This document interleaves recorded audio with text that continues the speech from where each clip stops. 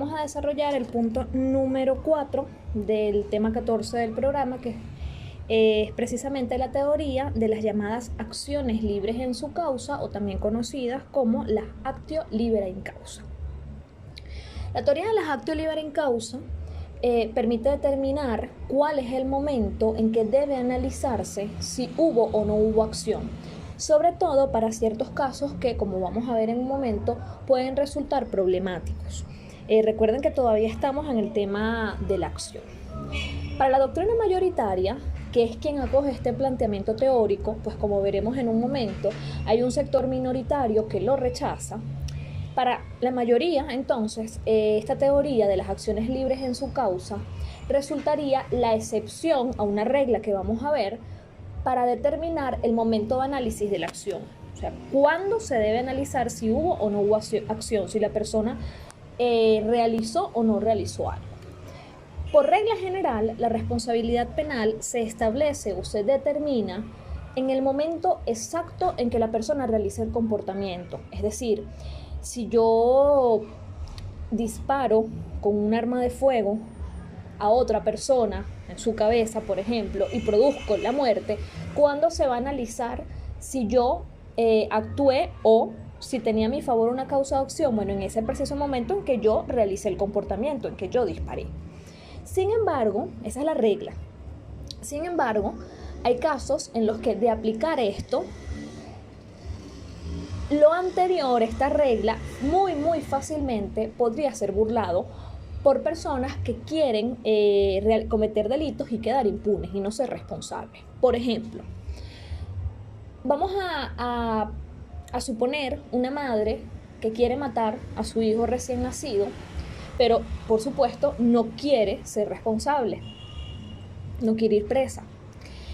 Ella sabe que tiene el sueño muy agitado, que tiene el sueño pesado, y entonces decide aprovechar esta condición que ya tiene y antes de dormir acuesta a su bebé al lado de ella y en efecto, mientras duerme, asfixia al bebé y el niño muere.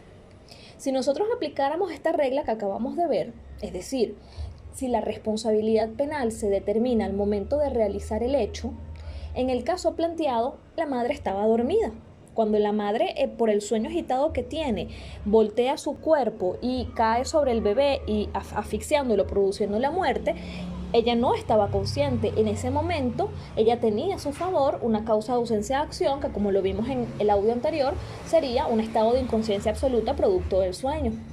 Es decir, al momento en que con su cuerpo asfixia al niño, en virtud de ella de ella estar en un estado de inconsciencia absoluta, pues tendría a su favor esa causa de ausencia de acción. Ella no habría actuado, por lo tanto, no habría responsabilidad penal. Hasta acá hemos seguido lo que la regla nos indica, ¿no?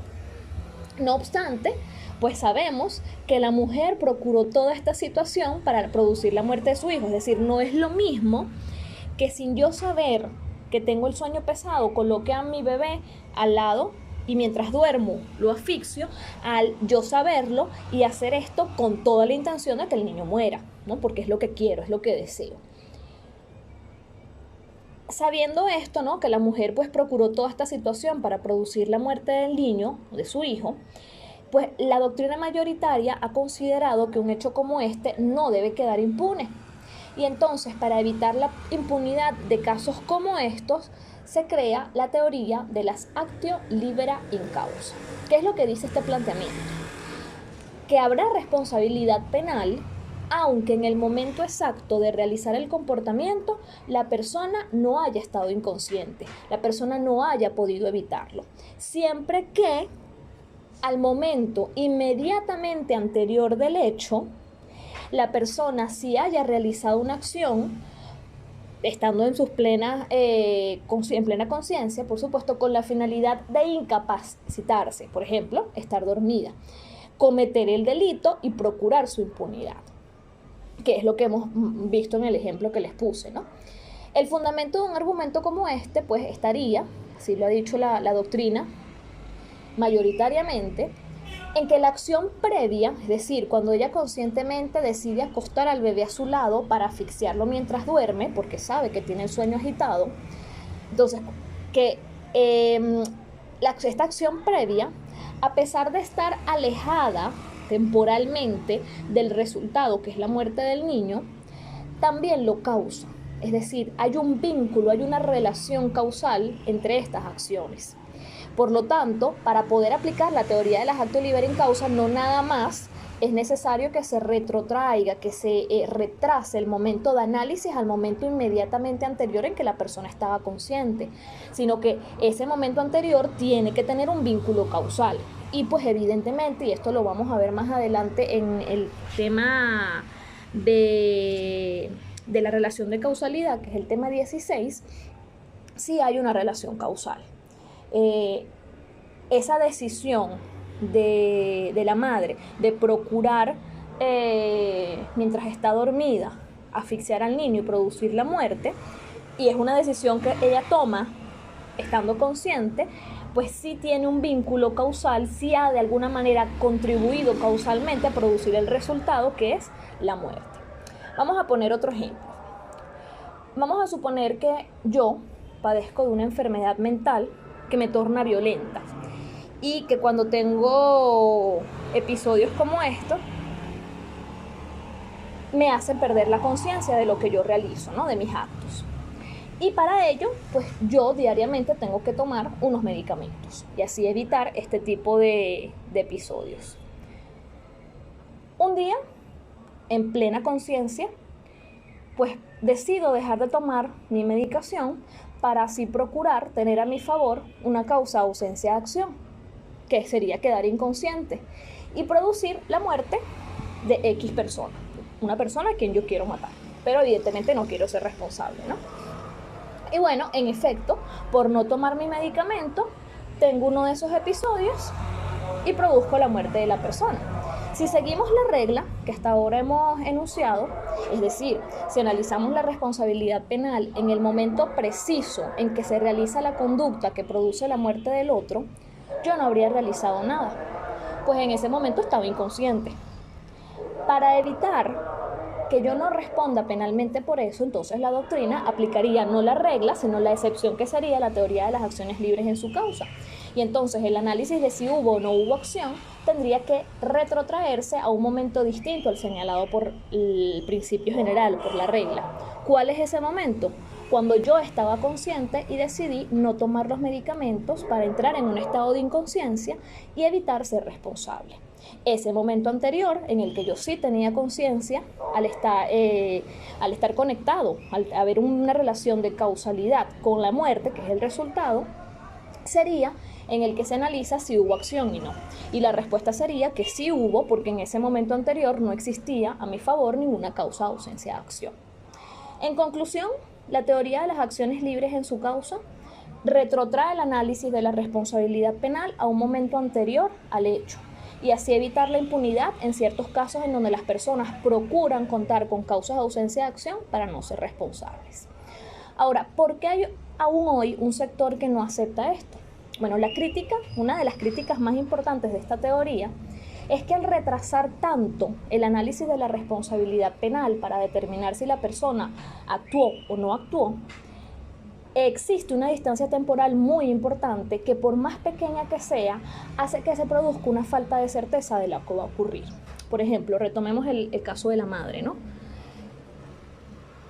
La madre decide poner a su bebé a dormir con ella, sabiendo que tiene el sueño muy agitado. Vamos a ser un poco más precisos, ¿no? Toma esa decisión a las 8 de la noche. Lo pone allí. Y bueno, mientras se queda dormida, todo esto, finalmente a las 9:30 de la noche es que se queda dormida.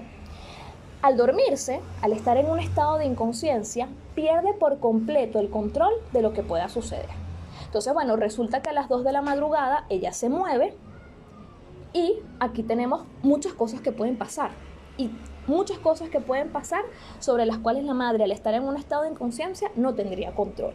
Por ejemplo, se mueve, el niño está allí, su cuerpo cae sobre el niño y lo asfixia, que es lo que hemos dicho.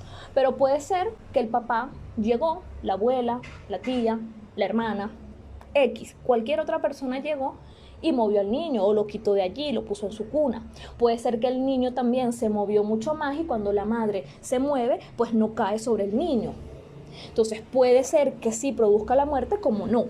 Y ante esa falta de certeza que la persona al estar en un estado de inconsciencia no puede controlar, al no tener ni seguridad ni certeza de lo que va a ocurrir, pues para una parte de la doctrina, esa falta de certeza, consecuencia del estado de inconsciencia en el que la persona se encuentra, no podría de ninguna manera fundamentar ningún tipo de responsabilidad penal. Otro problema importante que también se ha planteado para la teoría de las acciones libres en su causa es la falta de regulación expresa en los ordenamientos jurídicos. Por ejemplo, en nuestro Código Penal no vamos a encontrar en ninguna parte que mencione situaciones como esta. Sin embargo, el código sí contempla una situación muy similar, pero no tiene nada que ver con causas de ausencia de acción o con estados de inconsciencia, sino con casos de embriaguez, ¿no? Es decir, me embriago para cometer un delito y entonces que ese estado de embriaguez sea tal, ¿no? que no se pueda luego determinar que fui responsable. Pero yo me embriagué para eso, para matar a una persona o lo que sea. Esto se encuentra en el artículo 64 del Código Penal. Y es requisito que ese estado de embriaguez, y así lo dice, revisen el 64, sea similar al de una enfermedad mental. Es decir, que el estado de embriaguez en el que se encuentra la persona la haga perder de su capacidad de comprender o de autodeterminarse. Es decir, que el artículo 64 expresamente lo que estaría regulando sería una cuestión que tiene que ver con la culpabilidad. No obstante, ¿no? Aquí hay que tener, antes de dar la respuesta o cómo vinculamos esto con las acciones libres en su causa, es muy importante aquí tener en cuenta que no cualquier estado de embriaguez haría que se aplique el 64, ¿no? Sino que debe ser un estado de embriaguez tal que pueda asimilar al de una enfermedad mental. Ahora, si el Código Penal solo regula situaciones de embriaguez, ¿cómo podríamos resolver casos como el de las que plantea la teoría de las actos libres en causa? Bueno, parte de la doctrina considera que mediante la analogía interpretativa, es decir, la analogía permitida porque está dentro del sentido literal posible, o lo que es lo mismo, la interpretación teleológica, uno tendría que preguntarse, ¿habrá sido la intención del legislador dejar impune hechos en los que al momento en que la persona era consciente se actuó y solamente castigar los que hayan sido por embriaguez? Pareciera que no. Pareciera que esa no fue la intención del legislador, es decir, que mediante una interpretación teleológica del artículo 64 podrían resolverse casos como los planteados anteriormente.